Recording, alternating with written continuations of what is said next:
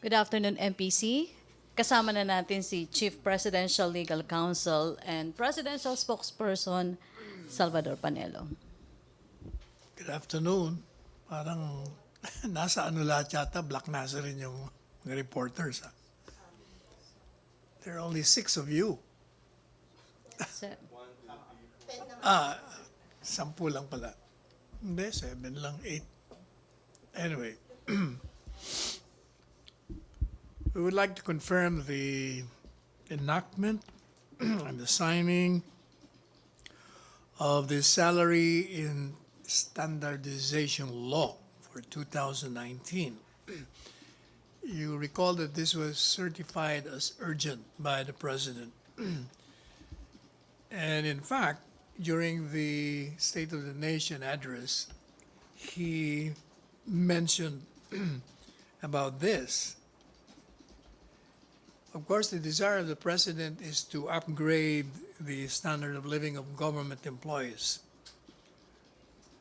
And this measure will rationalize the compensation of all civilian personnel, including those in the legislative and judicial branches, as well as of the local government units under certain conditions, the purpose of which is to create an atmosphere which would promote excellence in the service, providing for a performance-based incentive scheme to reward outstanding public servants. And let me say that this was the initiative of the President and has, in fact, his strong support during the deliberations in Congress. I'm sure this law will benefit those hardworking men and women in the government, including the most neglected sector in the bureaucracy. And I refer to the teachers and the nurses.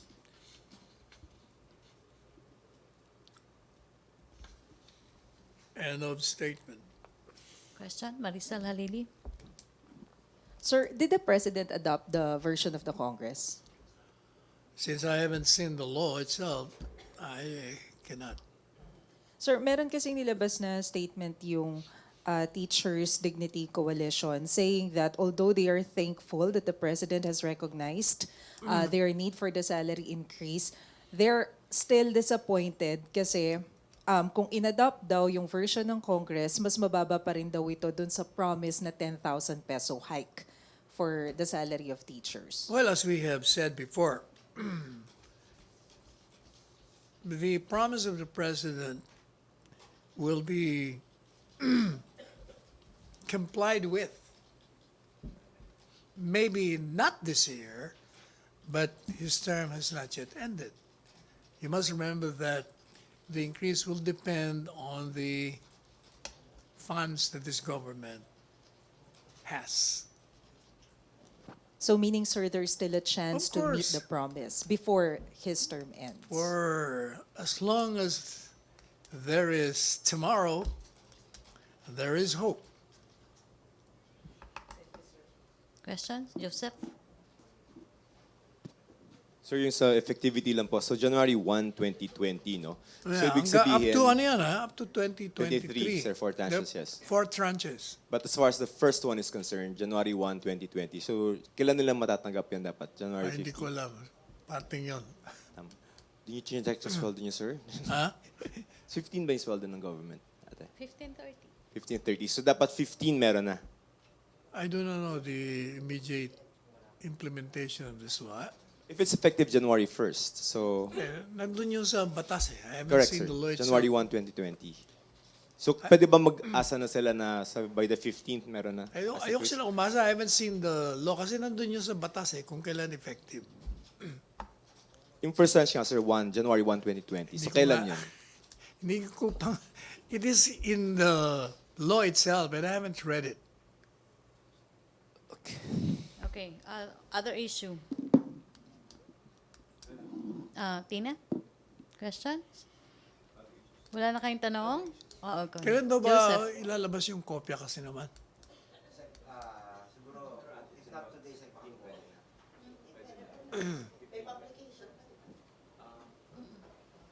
Sige, Sir, Tina. what is definite is effective January 1, yung effectivity. I mean, What is January 1 yung definite effectivity. is there is an increase in the salary grade. That is definite. Eh, darating yun. May budget, pero kasi di ba, retroactive January 1. Available by January. Pero syempre baka may publication. Questions? Joseph. So regarding Iraq and Iran, no, the latest statement by the U.S. President said that Iran appears to be standing down. No, ibig sabihin, they might not be a Good news. Good news for all of us. If the conflict has de-escalated instead of escalating, then that's good news for everyone, especially for our overseas workers. But nevertheless, the move to evacuate and repatriate is still going on. with regard to what countries? sir? Iraq and Iran, and most likely Libya. Or Lebanon ba? yun? Lebanon. Okay, sir. So just to be clear about it, tuloy yung evacuation Iraq, Iran, Lebanon. Yes, Even unless the de-escalation reaches a point where the safety of our countrymen are no longer in peril. Okay, sir, thank you. MPC. Questions? Maricel. Sir, can you explain what will be the strategy of the government in evacuating the OFWs in Middle East? I mean, once ba na nag-express na yung OFW that they want to leave the country, they can be easily bring to other countries? Is it like that? What I Or- know is that there is a place where they will have to be evacuated, not repatriate kaagad. Yun ang alam ko.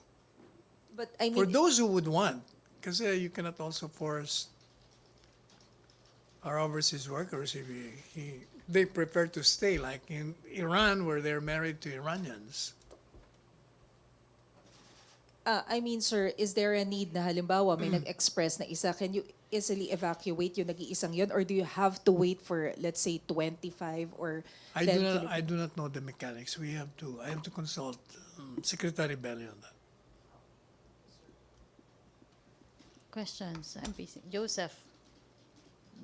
Sir, comment lang ng mga devotees. Mukhang medyo parang maigpit yung police ngayon this year. Ayan, no?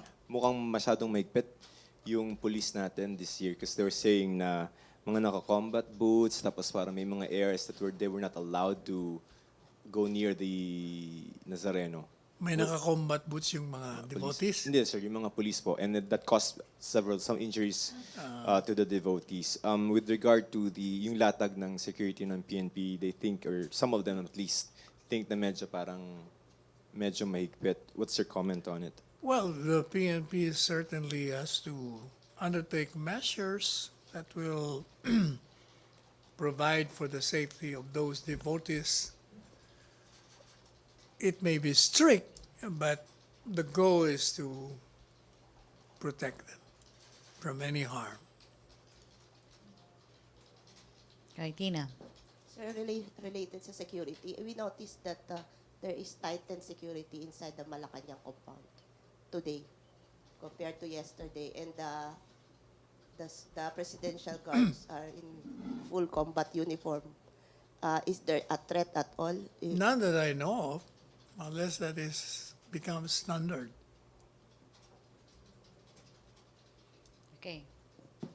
Francis, then PM. Tina. Welcome back, Ms. Pia. Good afternoon, sir. Sir, water issue lang. May update mo ba tayo sa kontrata na dinadraft? Wala pa. Sabi ni Secretary Guevara, it may take 6 months because there are many matters that have to be discussed and completed. 6 months ang parang timetable na binigay ni Secretary Guerrero, sir. So, Yan ang sabi niya. Okay. Sir, comment lang po sa banner ng Tribune po na allegedly Maynilad, Manila Water and MWS colluded for profit, sir. That's why masyado raw tumaas ang With what? nag-collude raw ang MWSS, Manila Water and Maynilad. Nag-collude? Yes, sir. Para tumaas ang profit nila. Aling tatlo. MWSS, sir, kasama po. Para yeah.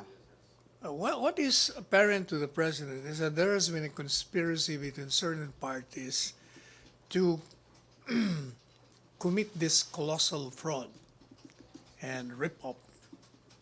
That is what is certain.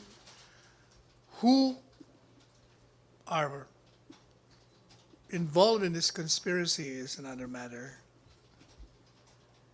And if we find out who they are, then the law has to take its course,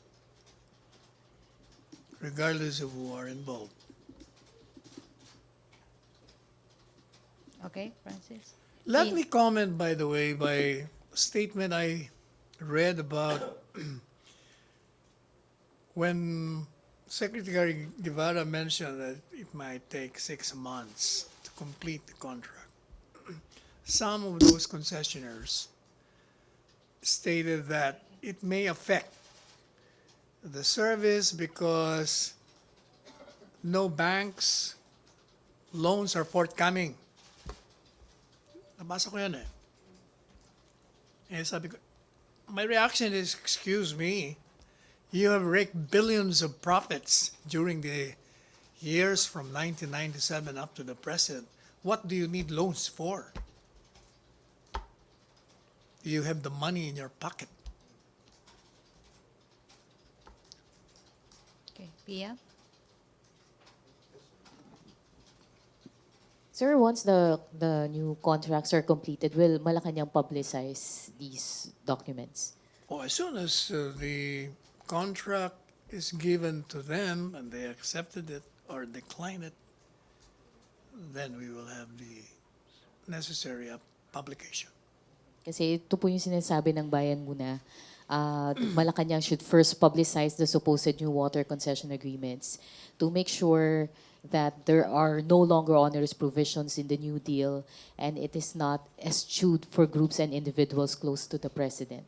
Sabi ni bayan muna Representative Carlos Zarate. Ito naman si kaibigang Congressman Zarate. Kaya nga nagkagulo dyan dahil may onerous provision. Kaya nga ayaw ni Presidente. Huwag ka mag-alala. Wala lahat yan. Sir, balik po dun sa mandatory evacuation. May mga OFWs po, particularly sa Baghdad, na humihingi ng tulong sa gobyerno kasi apparently, hindi daw po sila pinapayagan na umalis ng kanilang mga employers. Yung iba pinapagbayad pa ng as much as $8,000 bago sila pakawalan. So what will the government do to help these OFWs, sir? I will leave that to Secretary Bello because he's the one in charge. Thank you, sir. Okay, questions? Julie? Sir, pa-clarify lang po, may statement po si Secretary Bello earlier today na sabi niya, the Filipinos in Iran and Lebanon are no longer covered by the mandatory repatriation. Ang required na lang daw po is yung mandatory evacuation for OFWs in Iraq. So, ano po yung pwede pong palinaw nun, sir? May kainaibahan po ba yung repatriation sa evacuation? Hindi ko alam yun. Yeah. I will have to ask Secretary Bello why. Thank you, sir. Bago sa akin yun. Thank you, sir. Okay. Mag-last question na tayo, Joseph? Okay na? Okay na. Okay na, no more questions? Okay, thank you, MPC. Thank you, Secretary Bello. I'm sorry, Panelo. Meron ba And- kayo ano? Signal? Wala eh. Pati Globe, wala rin. Okay, thank you. Back to our main studio sa Radyo Pilipinas and People's Television Network.